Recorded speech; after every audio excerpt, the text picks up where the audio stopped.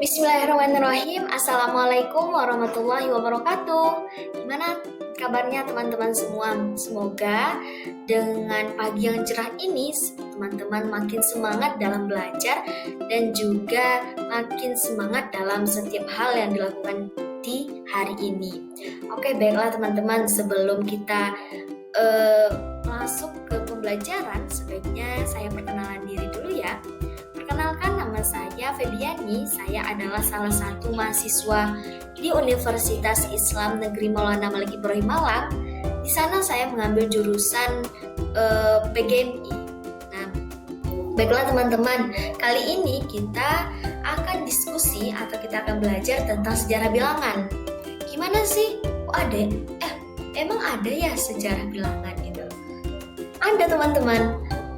Jadi sebelum kita mengetahui kalau bilangan itu ada 1, 2, 3, 4 dan seterusnya, itu ternyata zaman dahulu itu tidak menggunakan simbol atau dibilang bentuk yang kita kenal seperti sekarang.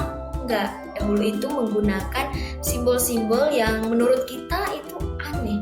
Padahal memang seiring berjalannya waktu, seiring perubahan zaman, jadi itu ada pembaruan, makanya sekarang menjadi bilangan yang seperti kita kenal sekarang.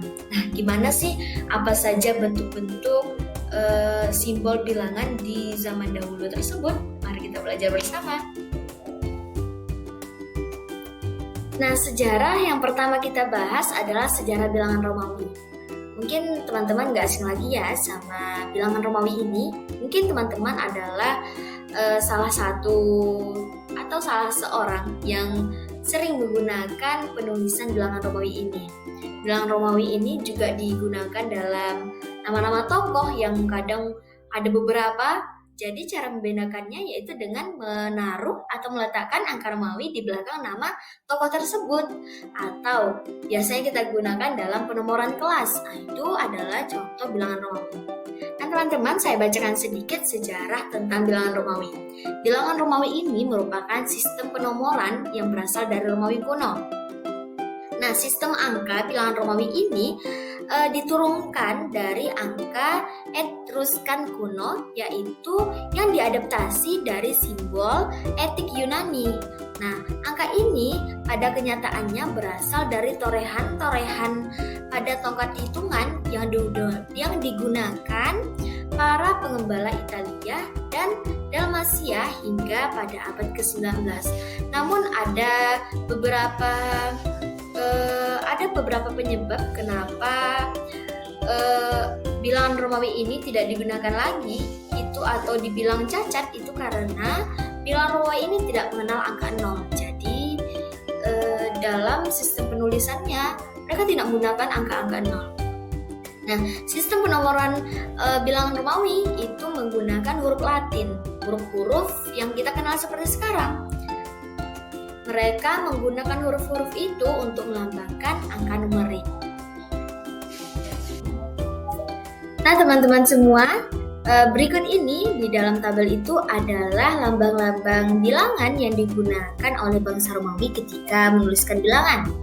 Mereka menggunakan 7 huruf yang masih kita pakai sampai sekarang untuk melambangkan nilai-nilai bilangan. Yang mana I itu melambangkan 1, V itu melambangkan 5, X itu melambangkan 10, L itu melambangkan 50, C itu melambangkan 100, D itu melambangkan 500, dan juga M itu melambangkan 1000. Nah, di dalam penulisan bilangan Romawi juga memiliki aturan. Jadi kita tidak bisa menuliskan, ketika kita ingin menuliskan 100 misalnya, kita tuliskan X sebanyak 5 kali tambah dengan L 1 kali. Enggak, tidak seperti itu ya teman-teman. Jadi ada beberapa aturan yang harus kita pakai ketika kita ingin menuliskan bilangan Romawi. Aturan yang pertama, perhatikan ya. Aturan yang pertama yaitu pengulangan paling banyak 3 kali. Contohnya seperti apa? Contohnya XXX itu artinya 10 tambah 10 tambah 10 sama dengan 30. Jadi ketika kita ingin menuliskan angka 30, kita menggunakan lambang XXX, itu artinya 30. Oke, sampai sini paham ya teman-teman? Syarat yang kedua, lambang bilangan tidak boleh diulang. Yang tidak boleh diulang sebanyak 3 kali itu adalah V, L, dan juga D. Itu sama ya, seperti yang di atas contohnya. Yang ketiga, apabila bilangan sebelah kiri lebih kecil dari bilangan sebelah kanan, maka dikurangkan. Contohnya seperti apa? Contohnya itu XL. X itu kan 10, L itu 50. Jadi angka yang sebelah kiri itu lebih kecil dari angka sebelah kanan. Jadi itu maksudnya adalah dikurang. 50 dikurang 10 artinya 40. Jadi ketika kita ingin menuliskan 40, kita menggunakan lambang bilangan X dan juga L. Oke. Syarat yang keempat, apabila bilangan Romawi diikuti bilangan Romawi yang lebih kecil atau sama nilai, maka itu maksudnya adalah ditambah. Contohnya seperti XII itu maksudnya adalah X itu ada 10, itu adalah 1, I itu adalah 1. Jadi tadi kan contohnya XII. Berarti itu melambangkan 10 ditambah 1 tambah 1 sama dengan 2. Oke. Maksud saya 12. 10 ditambah 1 ditambah 1 sama dengan 12. Oke, itu adalah contoh penggunaan atau tata aturan yang harus kita gunakan dalam penulisan bilangan Romawi. Sampai di sini paham ya?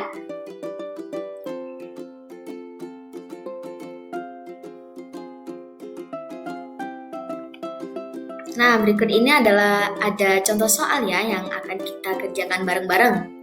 Oke, yang pertama itu adalah X dan L. X itu adalah lambang dari 10, L itu adalah 50. Karena yang sebelah kiri itu lebih kecil, maka itu maksudnya adalah dikurang. 50 dikurang dengan 10 sama dengan 40. Oke, contoh yang kedua. CLIX itu maksudnya adalah C itu melambangkan 100, L itu melambangkan 50, sedangkan I dan X itu melambangkan angka 9 karena yang sebelah kiri lebih kecil. Jadi itu maksudnya dikurang ya seperti yang di atas. Jadi hasilnya 159. Oke, contoh yang ketiga. MXXI itu artinya M itu melambangkan 1000, M melambangkan 10, berarti udah 2000 ya. X itu melambang, jadi kita tambahkan, jadi itu adalah 20 tambah 1, berarti itu menuliskan angka 2021. Gimana teman-teman, paham kan dengan penggunaan tata aturan bilangan Romawi? Nah teman-teman, sejarah bilangan yang kedua yaitu sejarah bilangan Yunani. Nah, lambang bilangan Yunani kuno itu terdiri dari 2 jenis lambang yang berbeda. Yang pertama yaitu berasal dari zaman 2800 tahun yang lalu di wilayah Attika. Nah, lambang itu dinamakan lambang bilangan Attika atau disebut juga dengan lambang bilangan Herodianik. Nah, lambang yang kedua yaitu yang berkembang pada zaman 1500 tahun yang lalu di Yunani Kepulauan. Nah, lambang ini disebut dengan lambang Ionik. Nah, lambang yang kedua ini yang akan kita bahas ya teman-teman. Nah, coba sekarang teman-teman perhatikan tabel yang di layar ya. Nah, itu merupakan lambang numerasi alfabet bangsa Yunani. Nah, lambang bilangan ini juga sering kita gunakan. Itu yang lambang 1 itu melambangkan alfa, beta yang kedua, dan seterusnya. Nah, Dalam penggunaan lambang numerasi alfabet Yunani ini juga memiliki beberapa aturan teman-teman. Yang bangsa ini menggunakan sistem Ionik, yang mana ada 4 aturan yang harus kita terapkan ketika kita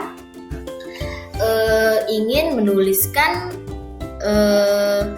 bilangan Yunani. Aturan yang pertama yaitu untuk penjumlahan dari angka 1 sampai 999 itu kita masih bisa menggunakan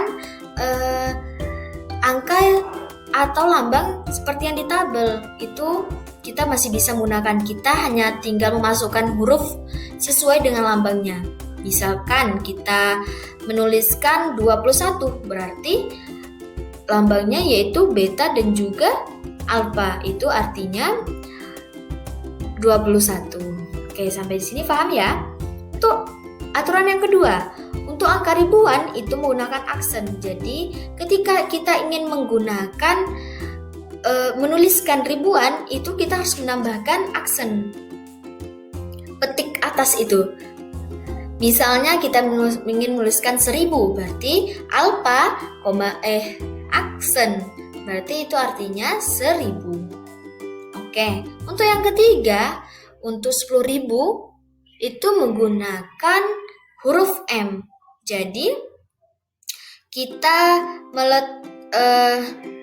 masukkan lambangnya terlebih dahulu, setelah itu baru huruf M, maka itu artinya misalnya alfa M, itu artinya adalah 1 dikali 10.000, artinya 10.000.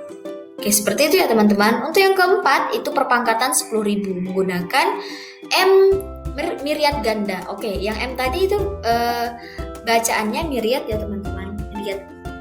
Sedangkan untuk yang 10.000 ke atas itu menggunakan myriad ganda atau M double. Oke, saya rasa teman-teman paham ya sampai di sini. Nanti kita akan tampilkan contoh soalnya agar teman-teman lebih paham. Nah, ini adalah contoh soal ya teman-teman. Yang pertama yaitu 12. 12 itu adalah penjumlahan dari 10 tambah 2. Oke, kita cari ya lambang bilangan Yunani angka 10 yaitu iota. Kita masukkan lambangnya, setelah itu 2. Kita masukkan juga lambangnya yaitu beta. Jadi itu artinya iota ditambah beta atau 10 ditambah 2 sama dengan 12. Oke, contoh soal yang kedua yaitu 21. Itu penjumlahan dari 20 ditambah 1. Oke, kita cari lambang kedua, lambang 20 yaitu kappa. Kappa dan 1 adalah alfa. Jadi 20 ditambah 1 sama dengan 21. Jadi kita tinggal memasukkan ya teman-teman, memasukkan lambangnya saja. Misal 49, 40 lambangnya gimana, ditambah 9 lambangnya gimana. Jadi itu udah artinya udah 49 seperti itu. Oke, lanjut ke soal nomor 3, 247. Nah, 200 kita cari ya lambang 200 yaitu sigma. Ya, lambangnya seperti ini. Seperti yang digambar. 40 lambangnya seperti ini yaitu dibaca mu. Sedangkan 7 itu lambangnya zeta. Lambangnya seperti itu ya, bacanya zeta. Artinya itu 200 tambah 40 tambah 7 sama dengan 247. Begitupun dengan ribuan, ditambah aksen di atasnya. Atau 10.000 ditambah dengan M. Oke, paham ya teman-teman sampai di sini? Nah, sejarah bilangan yang ketiga yaitu sejarah bilangan di India. Nah, matematika India yang sering itu yang dibilang oleh India atau disebut juga mereka sering mengenalnya dengan matematika Hindu. Itu berlangsung pada sekitar tahun 2600 sampai 1900 sebelum Masehi. Matematika India ini muncul di peradaban yang terletak di aliran Sungai Indus.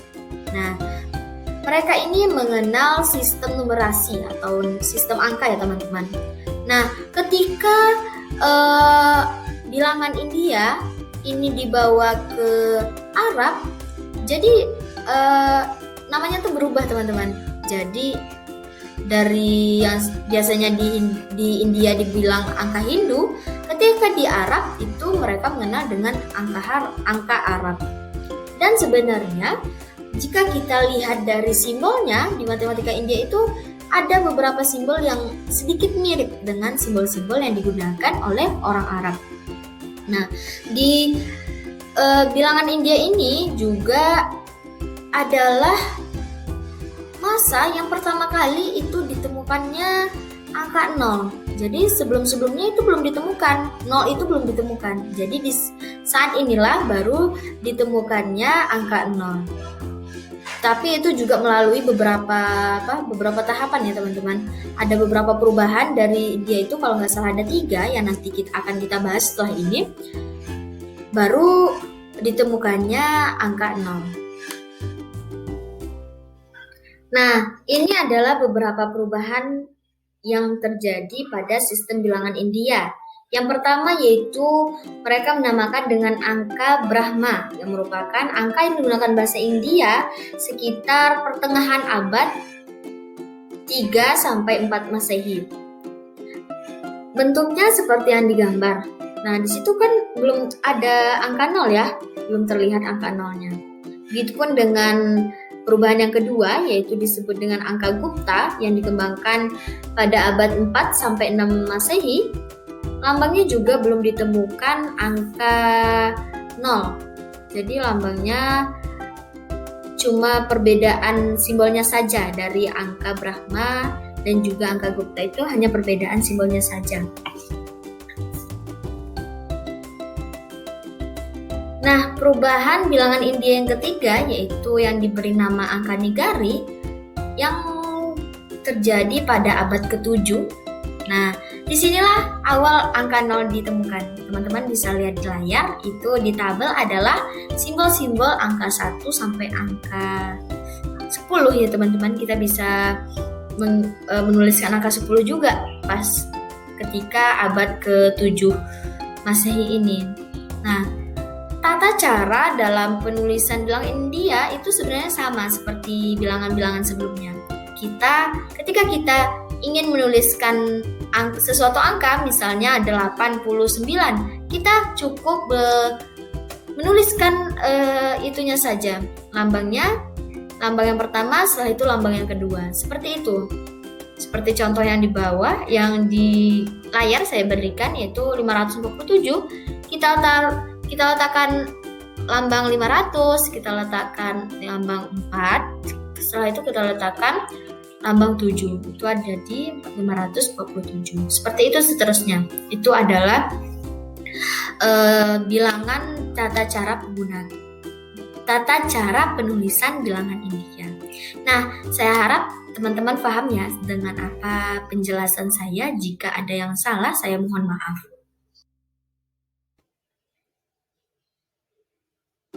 Nah teman-teman, itulah tadi penjelasan tentang sejarah bilangan Romawi, bilangan Yunani, dan juga bilangan India. Semoga apa yang saya sampaikan bisa menambah wawasan teman-teman semua, dan jika ada yang salah dari perkataan ataupun perbuatan saya mohon maaf, dan juga misalnya ada masukan, saya menerima masukan dan saran dari teman-teman semua.